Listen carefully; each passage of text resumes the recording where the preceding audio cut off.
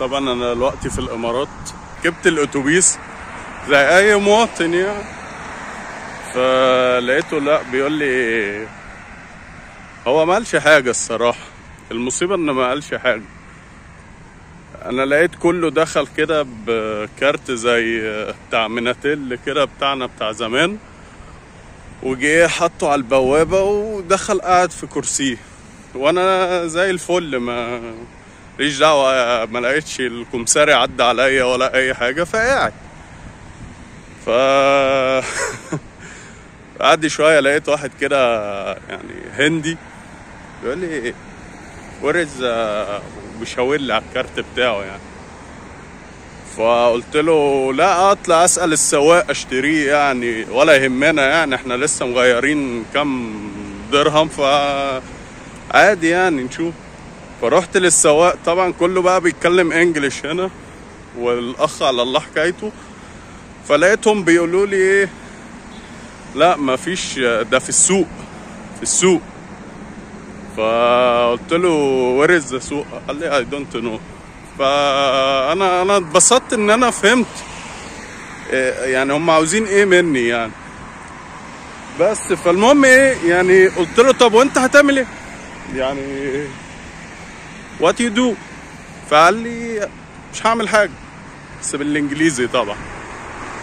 فقلت له طب مش هتعمل حاجه، طب يعني في مشكله الوقت ان انا ابقى موجود؟ قال لي لو طلع المفتش. طبعا انا عارف كل الكلام ده لما يتقال انجليزي، بس انك تقول لي قوله انجليزي انا مش فاهم حاجه. ماشي.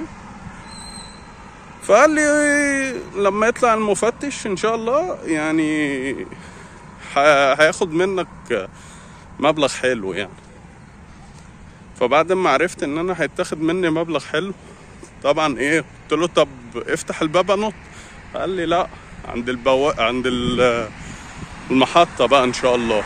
فانا وحظي بقى. المهم نزلت لقيت ان المشي اصعب، كله بقى اشارات وحاجات هبقى اصورها لكم. وزي ما انتم شايفين كده الواحد تعب وعرق وبتاع، فقال لي يريح سنه. فلقيت البنديره دي ولا الكابينه دي يعني تحس ان احنا في الفسطاط، فقلت اريح فيها شويه. المهم ايه يعني، قعدت فيها حبه حلوين، ان حد يعدي ولا حد يقول سلام عليكم ولا اي حاجه يعني، حد يبقى اي حاجه يعني. فين الزحمه اللي عندنا؟ لقيت ان الدنيا زي ما انتم شايفين كده. بصوا انا كنت قاعد في الحته الخوص دي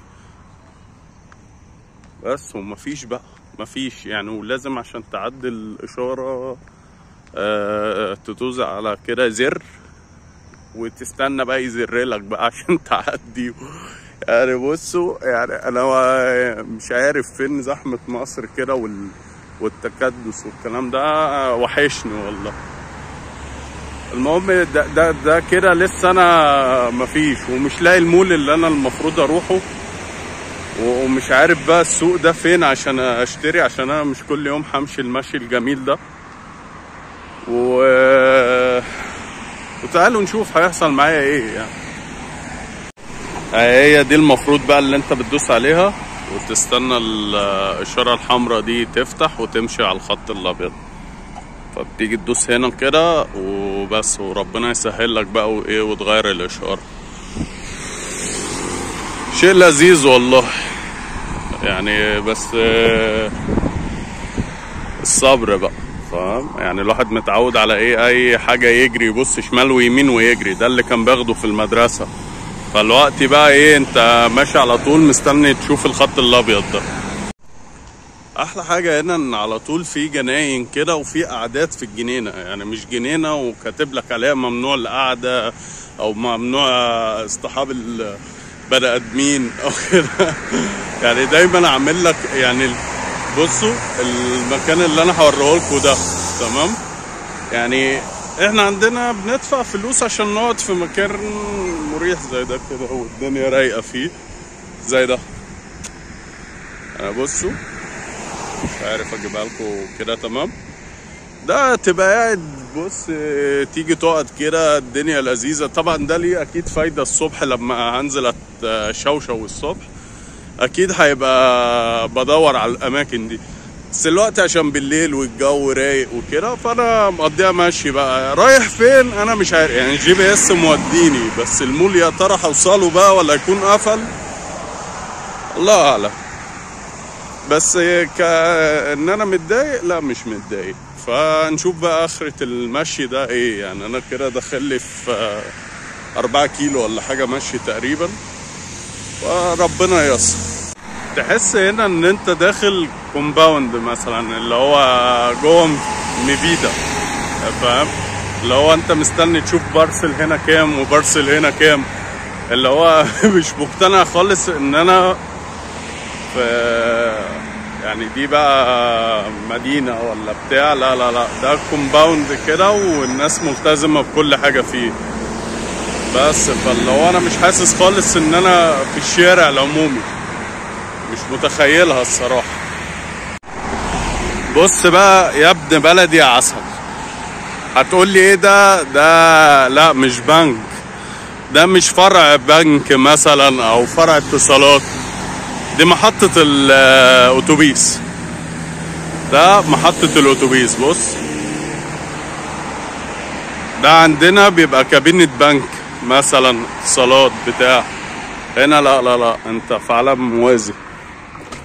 طبعا عشان انا عالم موازي لازم نشوف بقى من جوه. هنا تكييف، كاميرات، يقول لك بقى ممنوع النوم، ممنوع، مكان مراقب، لازم يبقى مراقب. طبطها. بص ده بقى ايه دوت؟ موقف الاتوبيس. موقف الاتوبيس اللي انا طلعته، انا كنت فاكره بقى ايه يعني، مكان بتاع بنك، مكان بقى استراحة VIP مثلا. لقيته موقف اتوبيس بس. فدي اول بقى انبهاراتي يعني. بص بقى، لو انت بتحب العربيات انت مش هتطلع بيتكم، انت هتفضل واقف عمال تتفرج على العربيات اللي بتعدي. بس انا شفت كل الانواع العربيات اللي بتنزل في المجلات، مع ان انا بقالي نص ساعة في الشارع. كل الحاجات اللي هم بينزلوها اعلانات انا شفتها الحمد لله يعني. تفهمش بقى، ربنا يكتب لنا كده ويوسع علينا انا وانت كده اللي بتتفرج. اقول لك بقى على اول ايه عيب هنا وميزة في مصر. هتقول لي يا عم ميزة ايه اللي في مصر وعيب؟ اسمع مني، هنا ما تلاقيش ولا عربية قهوة. يعني احنا عندنا في مصر كل مترين في عربية قهوة، تشتري منها قهوة نسكافيه تروق على حالك. ما عجبكش الكلام، في كشك، تمام؟ كشك ده بقى تجيب منه عصير بتاع اي حاجة. ده عندنا في مصر، تمام؟ هنا انا بقالي اهو يعني داخل في 5 كيلو ان الاقي بقى اي حاجة بتقول سلام عليكم، كشك بتاع مية بتاع صافي ده ولا اسمه ايه، اي حاجة. فيش الكلام ده. فدي ميزة في مصر يعني، انك تلاقي كشاك وحاجات كده. هنا تقريبا انت لو قتشت تموت على طول وخلاص. كل سنة وانت طيب.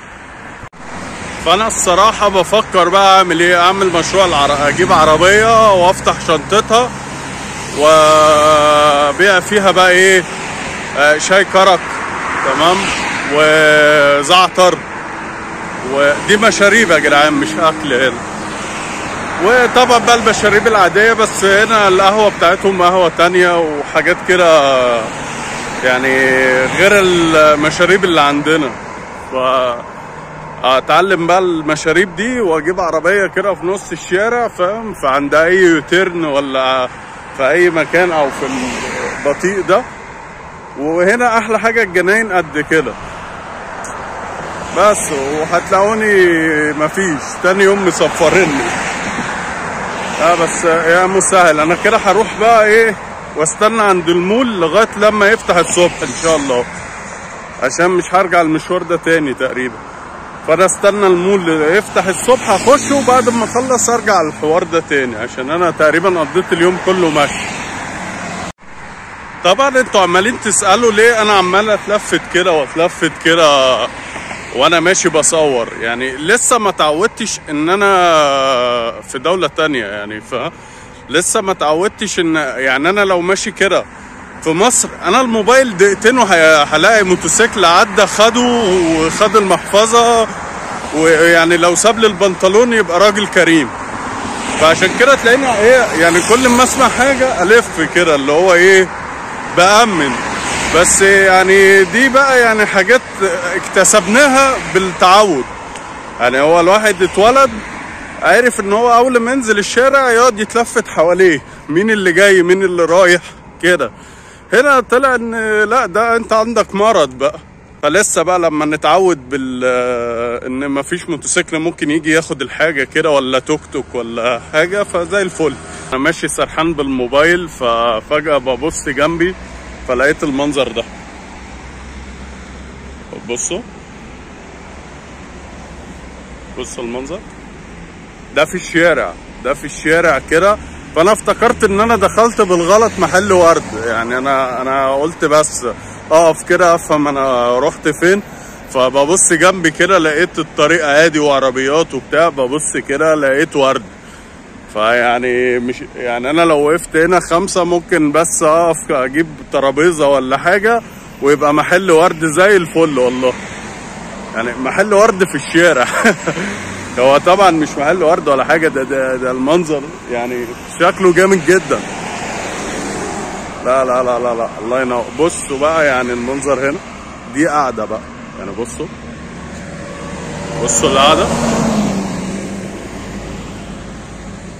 لا واحنا منبهرين بكايرو فيستيفال بقى والنافوره الراقصه ده الشارع، ده الشارع اللي الناس بتمشي فيه عادي. يعني هو انا تقريبا ما حدش ماشي في الشارع غيري، يعني غيري بقى انا وكم واحد بس بيعملوا رياضه كده بيجروا بيمشوا رجليهم.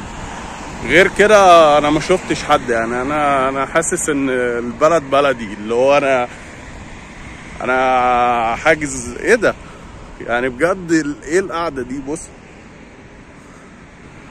ده انا موهوم بالحاجات اللي في الشارع. اما الحاجات بقى اللي بفلوس هنا عامله ازاي.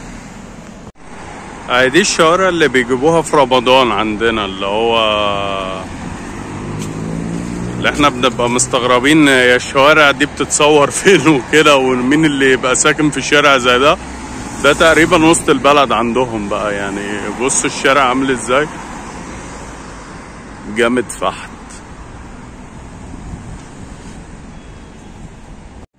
عربية فان ديزل اهي يا جدعان اللي احنا كنا موهومين بيها، لقيتها مركونة. انا زهقت من اجزائه كلها يا جدعان. انا كنت بخمن انها وسط البلد، طلعت المنطقة اسمها وسط البلد فعلا.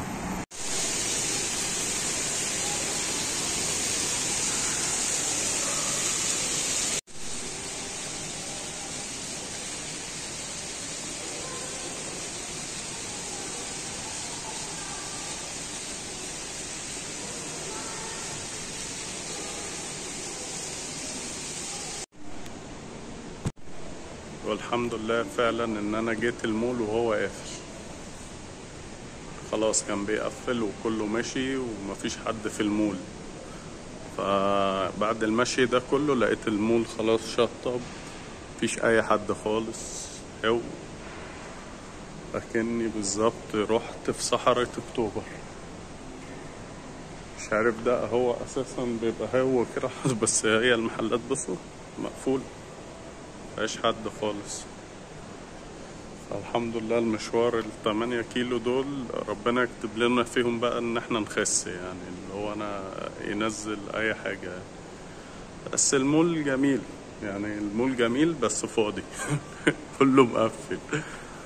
اروح الحق اشتري اشرب اي حاجة من اي حتة عشان نشوف المشوار وهو راجع عامل ازاي.